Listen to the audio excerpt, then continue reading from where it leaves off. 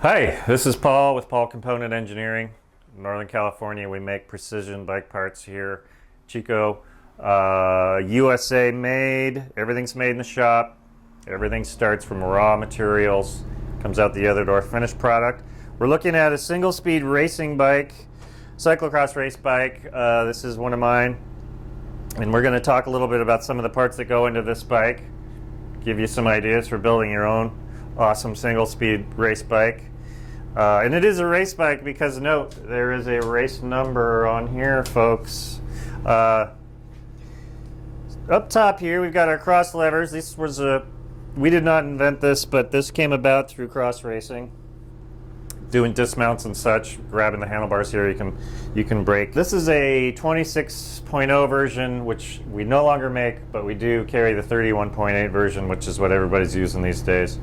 Down here, we've got the racer brake. This frame was actually built when the racers came out for testing, actually before they came out.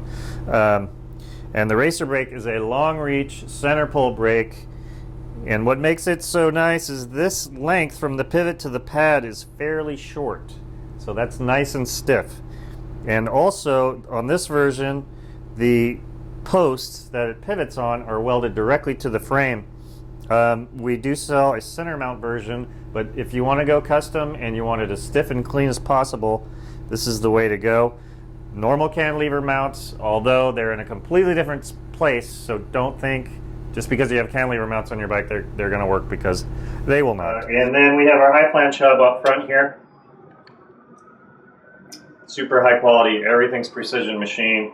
These hubs last forever, folks. And then we go back here, we have our seat post. Now this seat post came about, I'd always used Thompson, fantastic product, but I could not get my Brooks saddle back far enough, even with their bent version, I forget what they call it. So we made this one where we take the two bolts and we move them all the way to the back to the head. 26 millimeters of set back. Lots of adjustability, decent weight, very strong. We've got our racer brake on the rear here. Again, the posts are brazed on directly to the seat stays. And down here we've got a mountain single speed crank. Single speed in that you need to use an 1/8 inch chain. The teeth are extra thick, so they last a lot longer. This is a 180 version, and again, on the mountain crank, the arms go out farther to clear your wide chain stays and your mountain bike tires. On this bike, not really needed, but I like the extra length. This is a 180. And then we go back to our, oh, by the way, this fits on a ISO Campy taper. Phil Wood makes a fantastic bottom bracket for that. And we go back to our rear hub, which we are very proud of around here.